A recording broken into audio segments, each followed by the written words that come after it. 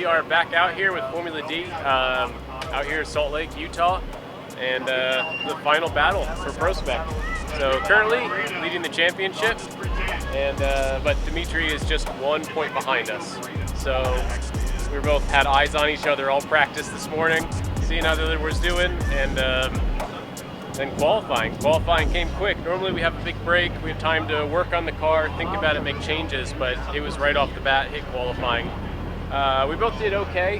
It wasn't the spiciest run, but we got the job done. We're 8th and 9th, so we should be pretty close tomorrow for the bracket, so this battle might happen a little sooner rather than later.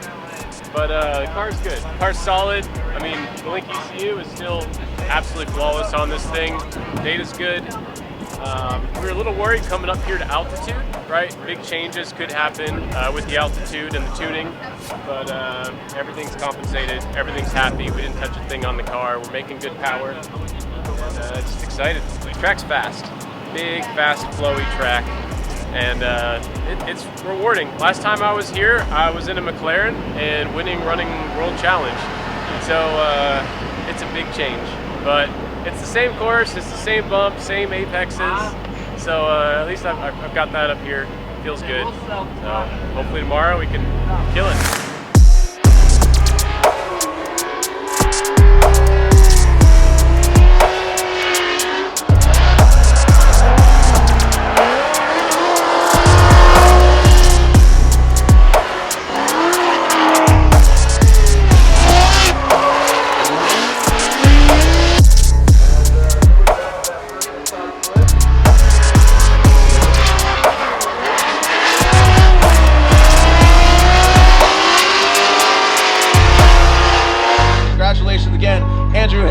Derek Madison, and now on his rookie year, his rookie debut, that ASM BMW, your 2022 Link Engine Management ProsSpec champion, top of the box, again on his maiden voyage, Mr. Robert Thorne. Get up there! Get up there!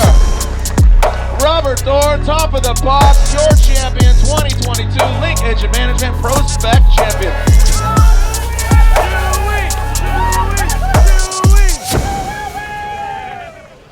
What's up, guys? I am Robert Thorne. I'm your 2022 Link ECU ProSpec champion. This season has been a huge shakeup for me personally. Of course, I come from a road racing background. Drifting is all new to me. This is only my second year running competition. I've done one more year of just being out there drifting in low horsepower cars to get into the sport. And of course, I'm still doing road racing. So we ran a full season with Grid Life GLTC in another BMW, and we have the championship coming up in just a few weeks. So I come from a actually Formula car background. I started in Formula cars way back in 2004 and 5 with Formula BMW, and that was just a totally different driving experience. You know, the cars weigh almost nothing, there's no suspension movement, there's no weight transfer. Couldn't be further away from these cars. They're relatively big, heavy, high horsepower. They're set up really soft, tons of weight transfer. It's actually a huge learning curve to drive these cars from any of even the road race cars. The road race cars are at least a little bit of a compromise. They need some weight transfer to work. So suspension is stiff, but it still needs to be compliant over bumps at high speeds. And of course, there's aero. So it's been a long time since I've been in a car without any aero, you know, and all that downforce really keeps you super planted to the ground. No movement, very little slide on the tire. And now this is all about slide. So trying to generate grip while sliding has been super weird. This is the first drift car I've ever built, really. We built it for Pro-Am. It's half a road race car. Of course, the cage and a lot of the fundamentals of the chassis are exactly what we do with our road race cars. When it came to the suspension, Feel got us coilovers for it and set us up for what we need for drifting.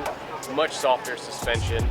And of course, there's a huge kind of weight imbalance on these cars. You know, the road race car might be 50-50 weight distribution, but now we've got this big supercharged V8 in the front making 800 horsepower, and everything in the back's cut off.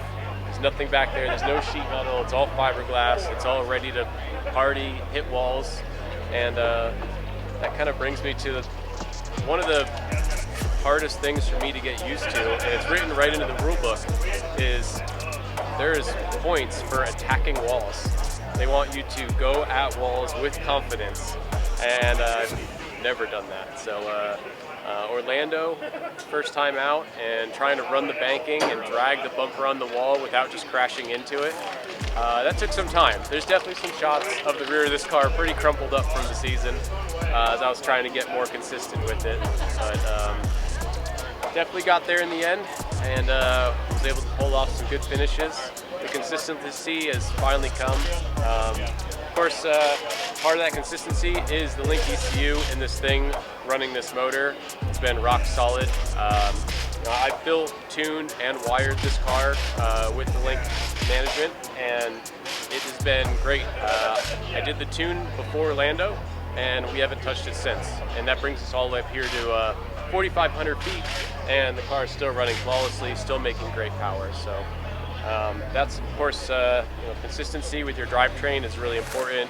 Can't have failures. Any failure, any little slip up, and you're done for the weekend. I mean, I couldn't imagine a road racing weekend where you go and you drop 2 tires and they tell you to pack up. So it's really different. You have to be on your game. No mistakes, no car problems. But in the end, we got it done. So we got the championship just barely yesterday, and now we got to figure out what to do next year.